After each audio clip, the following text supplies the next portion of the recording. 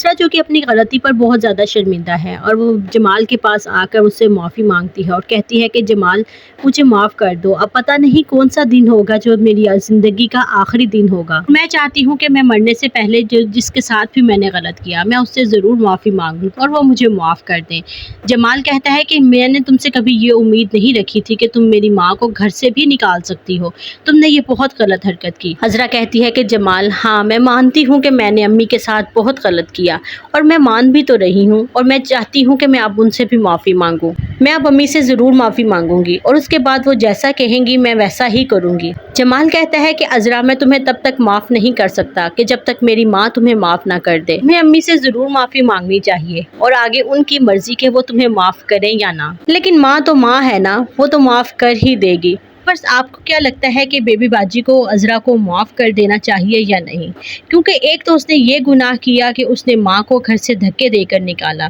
اور دوسرا چوری کا بھی تو کیا کہ اس کے سارے زیور چوری کر لیے۔ اب بیبی باجی کے سامنے عذرا کی چوری کا بھی بھید کھل جائے گا، پھر عذرا کیا کرے گی؟ عذرا کیا منہ دکھائے گی بیبی باجی کو اور جمال کو؟ یہی اگر وہ یہ دونوں غلطیاں کرنے سے پہلے سوچ لیتی کہ اتنی بڑی غلطی کر رہی ہے اور اس کا انجام کیا ہوگا، لیکن نہیں، انسان جب اپنے خمار میں ہوتا ہے تو وہ کس انجام کا نہیں سوچتا کہ اگر وہ کسی کے ساتھ غلط کر رہا ہے تو اس کے ساتھ بھی تو غلط ہو سکتا ہے۔ یہی حال عذرا کا تھا۔ عذرا میں بس انا تھی کہ مجھے کوئی کچھ نہیں کہہ سکتا، میرا شوہر میرے قابو میں ہے اور میں اپنے گھر میں رہ رہی ہوں اور اس گھر کی مالکن ہوں، اور اس برتری کے چکر میں عذرا نے پہلے ان کا گھر توڑوایا، ان کا گھر بیچا، اس کے بعد بھائیوں کو الگ کر دیا اور پھر بھائیوں کو الگ کرنے کے بعد ماں کو بھی گھر سے نکال دیا اور یہاں تک کہ اس کے سارے زیورات بھی چڑا لیے۔ عذرا کو اب معافی بنتی تو نہیں، لیکن اگر بیبی باجی اس کو معاف کر دیتی ہیں تو وہ تو پھر ایک ماں ہے نا، ماں کا دل بہت بڑا ہوتا ہے۔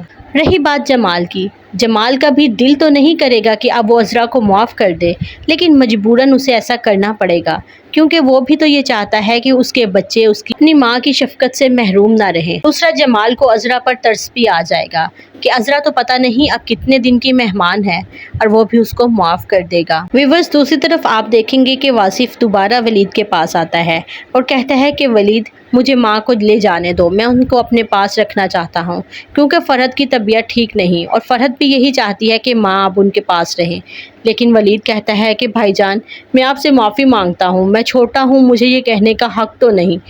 لیکن اب میں اپنی ماں کو کسی کے رحم و کرم پر نہیں چھوڑ سکتا۔ آصف بہت پریشان ہوتا ہے اور کہتا ہے کہ مجھے تو یہ علم ہی نہیں تھا کہ حالات اس حد تک بھی چلے جائیں گے، میں اپنی غلطی پر بہت زیادہ شرمندہ ہوں اور تو اور فرحت بھی بہت زیادہ شرمندہ ہے۔ ولید کہتا ہے کہ کل کو پھر سے آپ کی بیوی کہے گی کہ ماں کو گھر سے نکال دو تو کیا آپ پھر سے ماں کو گھر سے نکال دو گے؟ واصف کہتا ہے کہ نہیں ولید، اب ایسا کبھی نہیں ہو سکتا۔ دوسری طرف بیبی باجی اسما کو بھی سمجھاتی ہیں کہ اسما دیکھ لو، میں تو تمہیں بڑے ہونے کے ناطے یہی کہوں گی کہ تم نصیر کے پاس واپس چلی جاؤ۔ اسما کہتی ہے کہ امی آپ ٹھیک کہہ رہی ہیں، لیکن میرا دل اب نصیر سے اٹھ چکا ہے اور میں اس کے ساتھ نہیں رہنا چاہتی۔ نصیر نے میری بہت بے عزتی کی اور مجھ پر ہاتھ تک اٹھا دیا اور اب میرا دل نہیں چاہتا کہ میں اس کو معاف کروں۔ چلو اگر اللہ کی رضا کی خاطر میں اس کو معاف بھی کر دیتی ہوں تو لیکن پھر بھی میں اس کے ساتھ نہیں رہنا چاہتی۔ بیبی باجی اسما کو کہتی ہیں کہ تمہیں اپنے بچے کے بارے میں سوچنا چاہیے، اپنے بچے کی خاطر تمہیں یہ سٹیپ لینا پڑے گا اور تمہیں نصیر کے پاس واپس جانا پڑے گا۔